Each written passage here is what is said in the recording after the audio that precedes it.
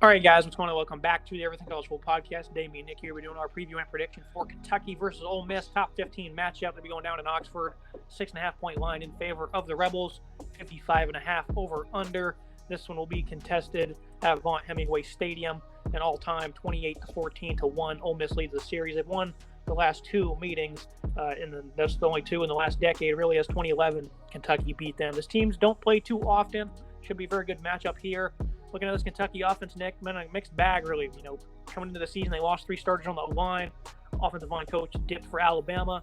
But I didn't expect them to be as poor as they've been so far. Eli Cox moving him to center. He's locked in at that position. He was an all-conference performer before he got hurt last season. You look at the rest of it, though, like Tashawn Manning, he transfers over. Other than that, a lot of inexperienced guys. Keontae Goodwin, he's a freshman. He's not getting the start at tackle. That might have to change here sometime soon, though, because they've just not been able to run the ball one bit. Under 103 yards rushing in all 4 games this year. That includes NIU, Youngstown State, Miami of Ohio, who had a handful of sacks on Will Levis. Florida held them to 70 yards on the ground, 2.4 yards rushing. Obviously, Chris Rodriguez not playing has really affected them. Ramon Jefferson, a guy I absolutely loved. He tore his ACL. That doesn't help.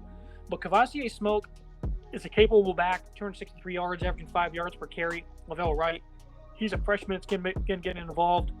I think this is just an offensive line problem, Nick, because they certainly have talented players in the backfield. They've just not been generating a push one bit. What do you think the issue is, and how can they correct it here in such a short time as they play a tough Ole Miss team?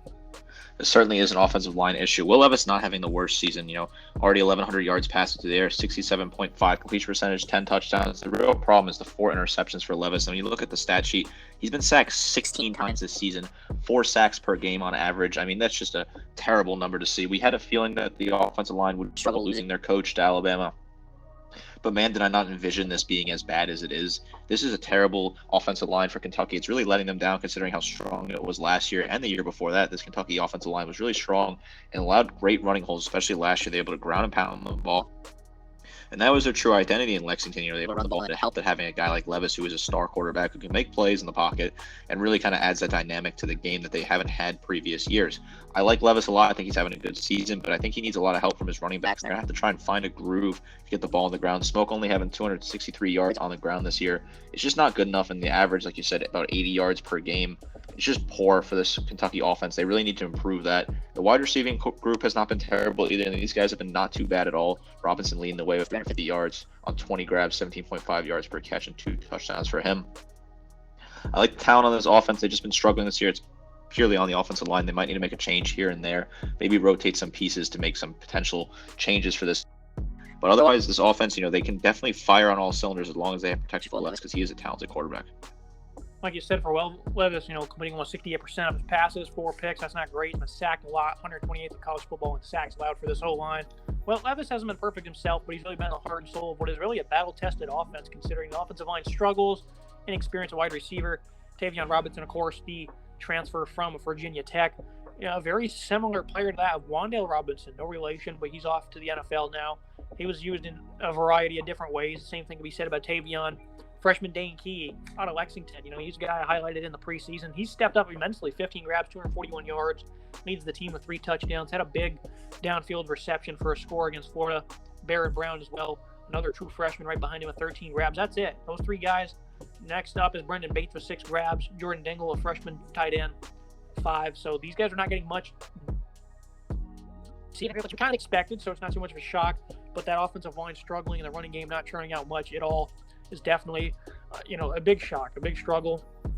And a big reason why I picked them to beat Mississippi in this game is because, in preseason rather, is because the offensive line, I expected them to be great. I figured they would just run it all over them. They had 400-plus rushing yards and 6 touchdowns back in 2020 in Ole Miss. They've certainly made some improvements, but this is not a team that's really going to be stifling on the ground. So only 22 points per game for Kentucky. I can understand why this team is, a 6, almost 7-point underdog as a top 10 opponent because, they did beat Florida. They've not been too great against the other schools. Maybe this team's a little overranked. I wouldn't, jump to conclusions or anything. It's a big opportunity for them to, kind of prove themselves on offense. Overall, final thoughts. How do you think they'll perform on Saturday? Why did I say 20.2? I'll get rid of that. Overall, what are your final thoughts on an offense that's averaging about 31 points per contest so far? And how do you expect them to do against Ole Miss, a defense that sometimes likes to show up and then sometimes it doesn't? Yeah, that's the key, right? If Ole Miss's defense shows up, Kentucky gets as the offensive line might have trouble protecting against that pass rush from Ole Miss.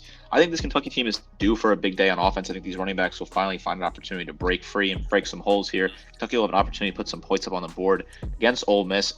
I think they just have to be due. They haven't been playing great against some subpar opponents. Yes, they beat Florida, but they only scored 26 points in that game. They need a big day to get their confidence boosted before they head to a tough schedule. They have to play the likes of Georgia and Tennessee in the future. We're going to have a team in Mississippi. Its offensive line's been great. They've only allowed 2 sacks. That's one of the nation's high marks. And they're running the ball tremendously. Jeff Libby departs, but Lane Kiffin's philosophy remains the same. Turning 80 yards per game on the ground. The last 2 games have had 62 carries and 51 respectively. 300 plus in those games. 230 plus rushing in all 4 contests so far this year. Quishon Judkins, he's really stepped up as a freshman here. 5'11", 210, 429 yards, 5 touchdowns, averaging 6 yards per touch. And, that doesn't even include Zach Evans, who's having a pretty respectable year. Also averaged 6+ per carry, 4 touchdowns, 365 yards. Ulysses Bentley, he also has 4 touchdowns, not very productive on the ground in terms of yards, but they've been using him a lot at the goal line to punch it in, which I don't blame him, being the bigger back at 200 pounds. Overall, they run the ball very well. The offensive line's been sound. Opponents have not been too tough, but guys like Caleb Warren, Nick Brucker, overall, this is a young offensive line. Jeremy James, probably one of the more veteran guys on there. Very young offensive lines, played very well early on in the season. And, of course, the opponents haven't been great, but I think Kentucky has proved that it really doesn't matter because they're not playing great opponents either, and their offensive line's getting, boat raced right now. So, offensive round game has been great. They want to move fast, and it starts with those backs and their ability to find space and pick up yards. Jackson Dart, interesting season starter for him, 62% completion rate, 5 touchdowns, 2 picks, only averaging 174 yards per game. This passing attack, they've not had a lot of opportunities here. They had 4 touchdowns against Central Arkansas. Troy threw it almost 30 times, but they've ran it so much. They've not really relied on the pass at all. 19 attempts against Georgia Tech, 24 against Tulsa. They only completed the ball for 54%. This passing game has been very iffy, Nick. The big plays have also been kind of hard to find. Jonathan Mingo, Malik Heath, those guys have been downfield. Michael Trigg, he's got 13 grabs for 87 yards and 3 touchdowns. The USC transfer to fall dart over. I like Jordan Watkins. Jalen Robinson provides some speed. So they got some really good playmakers. They're very deep. J.J. Henry, even 170-pounder. He's got plenty of athleticism. So they're very deep. Ole Miss has been a very quiet team this year, especially in offense. No one's really talked about the Rebels. A big-time opportunity here. What do you expect? Do you think this offense is going to get going through the air? You think they're going to dominate on the ground? Because right now it's been a little mixed bag. The passing game's been pretty disappointing, but I think they've also been saving a lot in the chamber. So what do you expect to get unleashed here? Because it really is a mystery. I certainly think they have been saving some of their more offensive plays through the air for future matchups, trying to conserve what they for tier opponents. The running game's been great. It's been very solid. A lot of yards on the ground. This is a solid running offense. I like what the production they have. 280 yards per game average. Solid for sure. I like what these backs are doing. Judkins is really solid with 429 yards per game. For him on the ground, 4 for Zach Evans, and Bentley's got 4 as well in limited touches. So they're certainly running the ball a whole lot. And Jackson Dart has shown us a whole lot out of him early on this season. Near about 700 yards, 62.2% completion percentage. He also has 200 yards on the ground. I think the key thing about Jackson Dart is he is a dual threat weapon at times. He can certainly run the ball if need be. I don't expect a change here from Kiffin. I think he'll continue to run this kind of offense that will run the ball, trying to ground and pound against this Kentucky team and see if they can have success on the ground on Saturday. Mississippi has 7 passing plays of 30-plus yards, but only 1 of 40-plus. That's towards the bottom of college football. So I think they've been saving a lot. They've not really been very explosive through the air, which is also another key component of this offense thriving. Look at the Kentucky defense. It's done a lot of heavy lifting this year. 13 points per game allowed. They had a dominant performance against Florida. They only allowed 279 yards in that contest. I have been absolutely happy with this defense. They've returned a lot of very important playmakers, 272 yards per game allowed. You look at guys like Jordan Wright, Juckwes Jones, DeAndre Square. Those guys are in the way. Those guys are all long-time seniors, been on this roster a long time. They all come back here with the same intention of winning a championship. Octavius Oxendine, he's a leader at defensive tackle. I like Justin Rogers next to him at the nose. They're pretty deep, but the biggest concern for me coming into the year was the secondary. They've yet to be tested. There's no opponent on their roster that's had the capability. Until now, there's some guys that really struggled at times last year. Carrington Valentine, Terrell Agine, he's the longest tenured guy on this roster. Other than that, you got 2 freshmen starting, or Jordan Lovett, redshirt freshman, and then Alex Safari at nickel. And then Kieran Smith, he's a transfer. He's at one of their starting corner positions. So we've not really seen much from this secondary. I think they played pretty well early on in the season, but again, they've not been very much. They haven't been tested very much. They've only allowed 665 total yards in 4 games. Opponent completion rate of 50%. So they've been elite right now. Big different test here, though. can't really take much away from those 4 games. I believe biggest news for Kentucky, though, J.J. Wheeler will be out for this game more than likely. Ajayan, he's also a little beat up, so injuries could certainly start to plague this unit. But I like what they have in the front 7. These guys are very tough. They defend the run very well. They proved that against Florida. This was a very tough running game they went against, only allowed 136 yards. Northern Illinois, same can be said of them. That's a very tough offensive front with a lot of guys that can make plays in the backfield. They only had 128 on the ground. So Kentucky, their front 7 is going to dictate everything, which is great because Ole Miss, they want to move fast with that running game. And I think Kentucky has the tools to defend it, which is really going to set the secondary up for success. I like this team a lot on defense. This is a solid defense. Losing J.J. Weaver is certainly a big blow. This past defense has been good. I know they haven't really been tested. Carrington Valentine, he's 11 total tackles, 7 pass breakups, plus an interception for him. Solid numbers from him. Kerryon Smith, he's having a good season, transferring over 7 total tackles, 3 pass breakups, plus an interception and a touchdown for him. Jones was going to lead the line. We knew that. He already has a sack this year, 26 total tackles.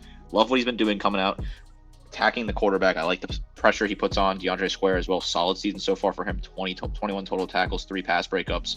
This team hasn't been tested yet, but the secondary's been solid, and you can only play against the opponents you have on the schedule. So this pass defense has been great against the lackluster opponents. This is a big test this weekend. Will Ole Miss throw against them? Yet to be seen, but I do like this defense a lot. I think this defense is really improving over time, meeting expectations, potentially exceeding them as well as the season goes on. This is a solid defense top to bottom. The Mississippi defense, very much like Kentucky, they've been beaten up on poor opponents, but they did have some issues against Tulsa. I thought they played very well against the pass, but on the ground they gave up 240-plus yards. They were getting kind of torn apart in that aspect. That's certainly not encouraging because that was a close game, and they should have been able to run it up on that defense, and they weren't really able to. But they have a lot of transfers that are really going to start to come into their own here, I think, eventually.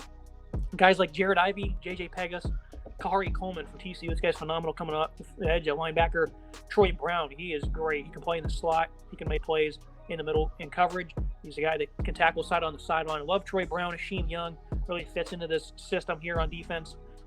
Otis Reese, A.J. Finley. Those are 2 veterans. You've got Miles Battle still there. So they do have a very respectable defense. They like to run 3-2-6, a 4-2-5, and they got corners and safeties. They really fit this system. Kind of a mixed bag with this defense as well because we've not had an opportunity to learn what they're about.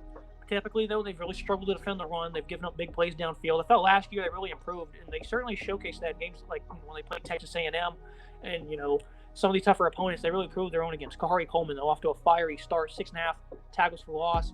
Jared Ivey's also got 2. Coleman does 2.5 sacks. They've really gotten some guys, their players yet to break out off the edge. They got some guys that can really step up and make plays. I'm really not sure how much I can add about this defense because there's a lot to learn because they have so many transfers. They have, in the past, has showcased they're going to struggle in a game like this because, like I said earlier, last time they played Kentucky, they gave up 400-plus rushing. Young guys like Tasheem Johnson are making plays at safety, second on the team with 27 tackles.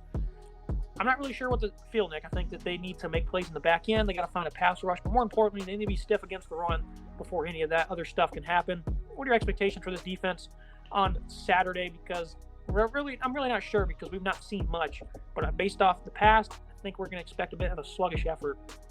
I think Kentucky will run the ball a lot. I think they'll be able to put a ton of yards and points on the board on Saturday. I have been impressed with this defense in the small sample size, but the opponents they're playing are really not that talented. I mean, Georgia Tech is no team really to get too excited about. A.J. Finley's been having a good year, 23 total tackles, 2 pass breakups, plus interception for him. Troy Brown leading the way, solid linebacker, 29 total tackles, like what he's been doing.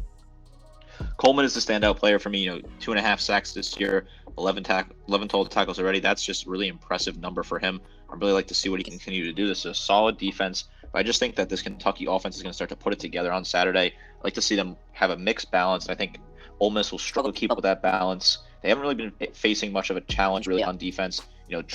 Tulsa this weekend put up a decent amount of points on them, 27 points, a lot more than I think people expected. Troy was also having a pretty good day against them. So I do expect this defense to struggle a little bit. I think Kentucky's offense has the talent. I think they can adjust together and put together a good performance on the field.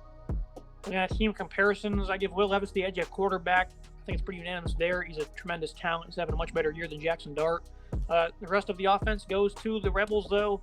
Running back, clearly this running game's got going. They have 3 great guys they can give it to.